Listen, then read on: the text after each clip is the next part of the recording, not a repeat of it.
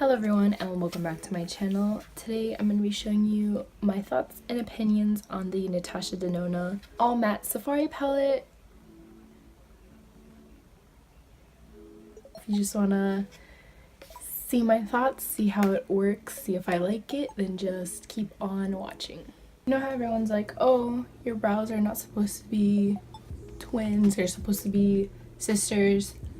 Mine are not even cousins. Mine are not even from the same bloodline right now. Also, my hair, I'm just having a bad day in general because my hair is just doing whatever the hell it wants right now. I didn't even do anything to it, but it's just doing whatever the hell it wants. And it's taking me forever to like start getting ready for filming. And I've been like dying to film because I've been so fucking sick for the past 2 weeks. And moving on from that, I'm gonna be using the Natasha Denona Safari palette. Whew, this thing, you guys, is she's not cheap. This palette does retail for 129 doll hairs, so I'm expecting a lot from this. I have played around with this just a teensy little bit. Like I played, well, here, let me show you the palette first. So this is what the colors look like. So obviously the reason why I mainly went for this is because I love the color story. I think the color story is very, very nice. Some people say it's similar to Subculture, which I guess I could see from the two dark shades up here and like this warm shade. Like there's similarities, but I don't think it's exactly like Subculture. So this is what Subculture looks like, and then let me put the Natasha Denona palette next to it. You can definitely tell the differences between the two. And first of all, starting off, this is an all matte palette. There's no shimmers in here whatsoever, which I believe this is the first Natasha Denona palette to not have shimmers in it at all. Never owned another Natasha Denona palette, so I can't say like if it is worth the hype, I guess, because a lot of people say Natasha Denona palettes are great, they blend out really well and stuff, but again, I've never tried any of them. And then I'm actually on the Beautylish website where I bought it from. Inspired by a safari adventure, this 15-pan palette brings out the best in Natasha's signature matte eyeshadow formula with rich hues ranging from earthy terracotta to deep sea blue and alive khaki green. Unlike powdery, difficult to blend matte shadows, each shadow melts into the skin with a creamy feel and zero fallout. I have tried Savannah before and it was not fun. It didn't blend out, so that was like my biggest fear purchasing this palette, because I figured it would just be, I was hoping it wouldn't be like another Subculture mess, but that particular shade did not win me over. So maybe it was the fact of how my eyes were set. They were set down with a powder. So today I'm gonna try and prime without any powders, which is what I've been doing usually, but I was like, let me see how this blends out on top of powder. For my eye primer, I'm just gonna use a concealer, and I'm gonna be using the Makeup Revolution Conceal and Define Concealer. I've talked about this concealer before in other videos. I like this concealer. I think it also works very well as an eyeshadow primer.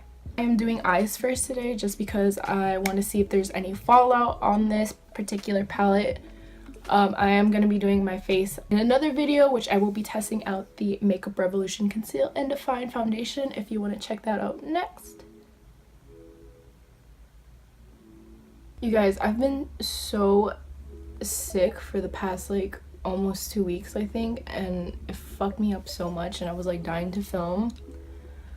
But I lost my voice and I couldn't stop coughing, and now thank God I'm better, but I'm so glad to be filming again. I have no idea what color scheme I'm going for. I think I am going to try and play with these 4 colors up here, which is the darker colors, because I really want to see how they blend out.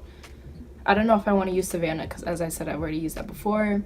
I already know that the other shades are probably going to blend out well, because it's not that hard to mess up on warm tone shadows, in my opinion. I am going to pick up the color Stone on a Morphe M433 brush. So I'm just going to pack this in my crease area.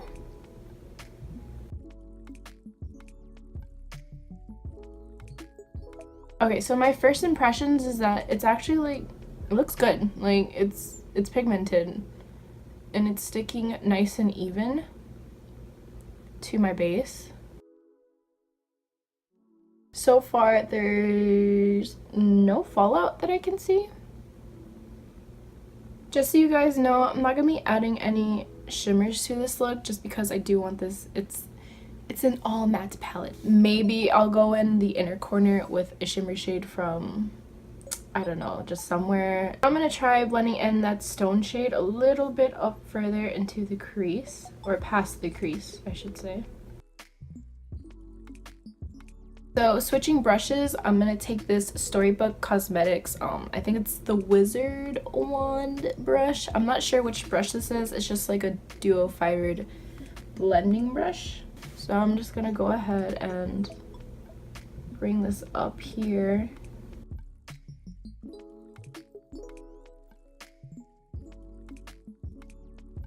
I'm gonna try and blend this little area further with the Aya shade, which is like that cream bone shade, and then I'm just gonna go in with a clean Morphe M441 brush.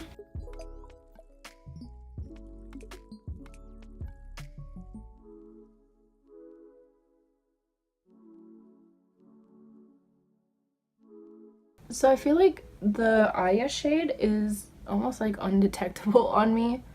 Okay, one thing I am kind of noticing though is that I feel like this area right here isn't 100% blended out, and no matter like how many times I go back and forth, I do windshield wiper motion, it kind of leaves this line. I mean, it's not completely unblended for the most part. Next, I'm going to be going in with the shade Rhino. So I'm going to be taking that on like a crease brush, which is very thin. I don't know if you can see. But I think I'm going to try and do maybe a halo eye today. So first I'm going to apply this in my outer corner. I'm going to pat that in first.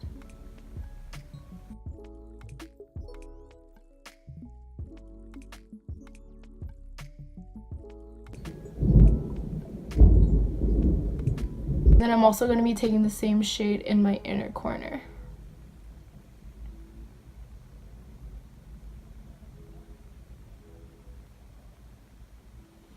I'm lightly taking whatever excess I have on my brush into my crease. So now I'm just patting in the color, and then I'm going to try and blend it out.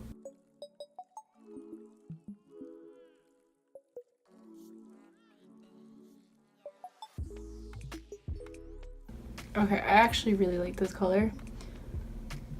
It's so, I love like gray toned eye looks. I did one like similar like this, but for New Year's Eve last year, and I did like a really nice shimmer in the middle of the halo eye, and it was so freaking pretty.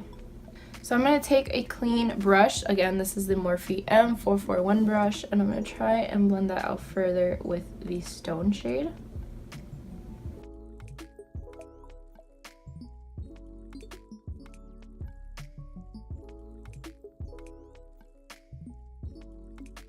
Okay, so I think that this shade is blending out really nicely with the stone shade.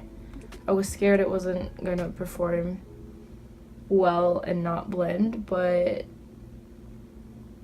so far so good, you guys. I think it's blending out really nice. I'm picking up a little bit of Aya again and just making sure my blend is super clean.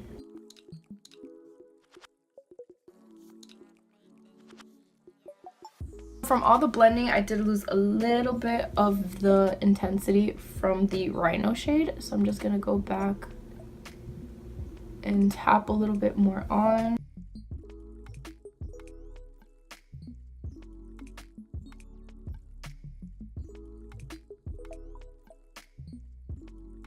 Okay, I think that looks pretty blended out to me. I am gonna go in with the shade Savannah. Savannah is the shade I'm most scared to use just because of what I have had my experience with it. So the way I'm gonna take that is I'm just gonna try and blend it right here.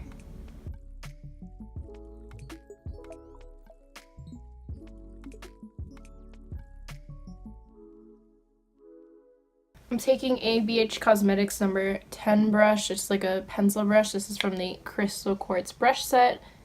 I believe is still available. Okay, so far,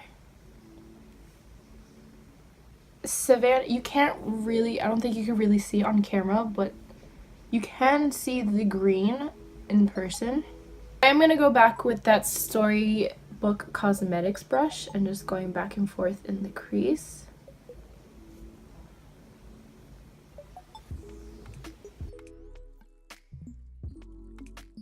Okay, this is interesting. I feel like when I'm blending away here, the stone shade is kind of picking up, like right here, if you can see that. And then when I place it down again, it's blending away. I don't think it's that noticeable. So next I'm going to take the shade, I don't know how to pronounce that. This is the shade Fata Morgana. I'm going to take it again on the same pencil brush and just kind of like intensify the eye. So I am applying it on my inner corner and my outer corner the same way we applied the Rhino shade.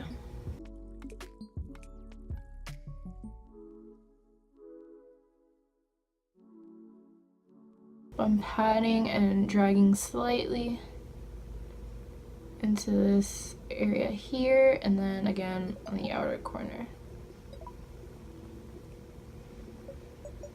You guys, it keeps raining so much here, like, oh my god. I'm going on a trip soon to Orlando and I hope it doesn't rain while I'm there. So now with a MAC 221 brush, I'm just gonna take whatever is there and kind of blend it out. And the brush is clean, there's no additional product on it.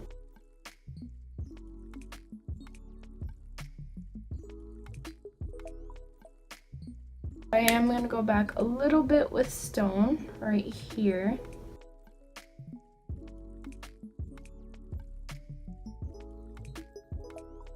Okay, so I am starting to see just a little bit of fallout right here, but it's like literally not that big of a deal. You know what? I'm going to take Desert Date. I'm just going to apply it in the middle. Oh.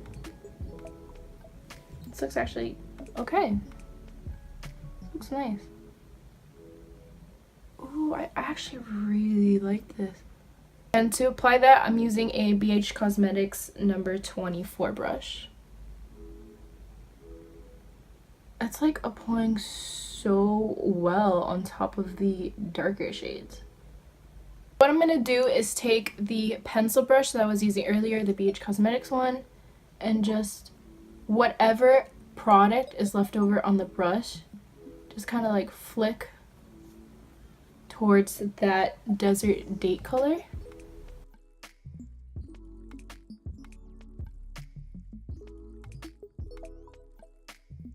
And then just kind of go back and forth with Desert Date and the brush that has no product on it or just a little bit of product on it so that they can blend seamlessly with each other.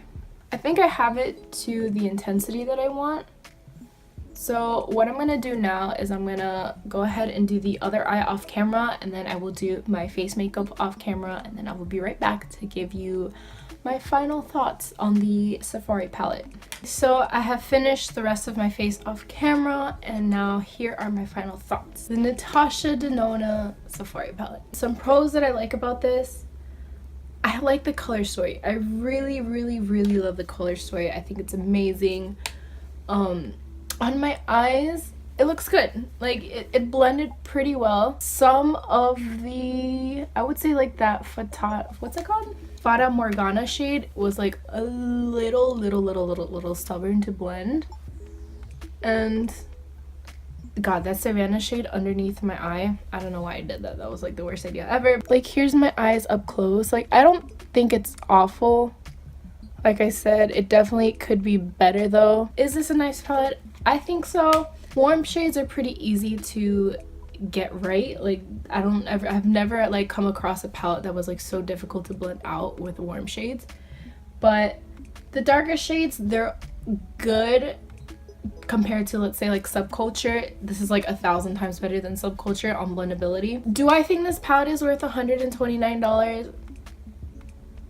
Not really. You could probably dupe this or make your own palette from single shadows and just create this. This is nice, but this is very like a very luxe product, so if you want to go ahead and try it out, if you have the money for it, I say go ahead, but if not, then it's like something you're not really missing out on. If you like this type of video, let me know by hitting the like button and subscribing and commenting. If you want to see more palette first impressions tutorial reviews, let me know in the comments down below. Thank you so much for watching, and I hope to see you in the next video.